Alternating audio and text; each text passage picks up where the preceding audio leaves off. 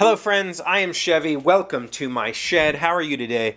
How's life in your world? How's things where you are? Hope it's all amazing and fantastic and wonderful. For the second time this year, I have a confession, and that is that last week I pre-recorded some episodes because I wasn't here. I went away again. I went to the beach this time with the kids, and I don't know if anybody caught it, but Friday's episode I recorded Thursday morning because I said something around the Juneteenth celebration or my governor giving us the day off, and I ended up getting the day off. It was a little bit awkward for a second because I forgot that I was recording for pre-recording. But we went to the beach, and it was a good time. My youngest has never flown or had never flown and had been asking, like, I really want to go somewhere, and I said, okay. So I decided to try to start saving up money, and I figured we have a few direct flight options out of the local regional airport here. It's like 20 minutes away, that are like $50, right? Of course, it's $50 with a whole lot of, asterisks beside it, because even if you did the $50 option, it's going to be more like 80 after all the fees and everything. And everything is a fee. Like, if you want anything, it's a fee. But including bags, like we took a carry-on. Carry-ons are $50, right? So it's $100 is the real price. But I figured I could save up like $800 when we could go somewhere. As it turns out, no, not really. $800 wasn't going to get me anywhere, really. We could have taken a flight down and flown back the same day, kind of thing. But that would have been about it. So when Em booked our trip to Orlando, she also booked this trip for me and the kids. And she, I don't know what I'd do without that woman. She's an amazing partner. But she was like, listen, you go enjoy some time with the kids, take them, and And so we did. And we went to Myrtle Beach, which is where I'm at in West Virginia. Myrtle Beach has always kind of been the destination beach for people around here. You'll see a ton of Myrtle Beach stickers on everybody's cars around here. And growing up, it was kind of the prestigious thing to do. Now it's kind of it's not nearly as prestigious. Everybody goes to Outer Banks now, which is much more high class and sophisticated.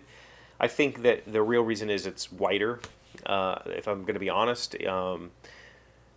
Myrtle Beach is much more diverse, and I absolutely loved it. I had a blast. There was a lot of great people there. We stayed at a Westgate resort, which turned out to be really, really nice. And by really, really nice, I mean it was probably built in the 70s, but it's been really well maintained, and it was very clean, and they had a great outdoor pool area, beachfront access, all that sort of stuff. The staff seemed super friendly and excited to be there, so it was actually a really pleasant stay. We got to go to an aquarium, which I love aquariums. I always want to see those wherever I go. Which was fine. It wasn't great. It was a good aquarium. We got to do a whole bunch of tourist trap type shopping, and there was an amusement park right across the street from my house. They had a very small amusement park. It was more like a county fair that happened to have a roller coaster. And they had a wooden roller coaster that was built in the 50s. And it was great. We actually rode it a couple of times because it was a really good ride. It was the kind of roller coaster that gives you whiplash, and which is unusual for a wooden roller coaster, I think. So, yesterday, unfortunately, the storms were coming through last night, so we didn't really get to do a whole lot yesterday for Father's Day. We just kind of chilled. We went out, and Monster and I did some walking. We got to go to the beach for a little bit before we got kicked off. We got kicked off on Saturday, too.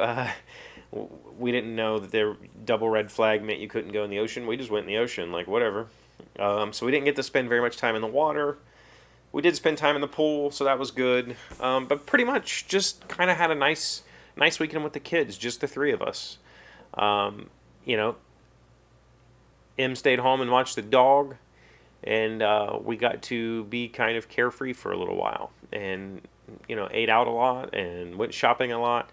I had been to Myrtle Beach one time when I was like probably 12-ish, and it's still pretty much what I remembered. It's mostly just kind of wide open streets, lots of sand and seashells everywhere, and these tourist shops. And the interesting part about the tourist shops is I can remember when I was a kid, I thought they were these like really cool places because they're all like just gigantic. They have no reason to be gigantic, but they're gigantic with like 30-foot high ceilings and beach towels up to the ceiling with numbers on them so you can pick which one you want and all of this just knick-knacky type stuff.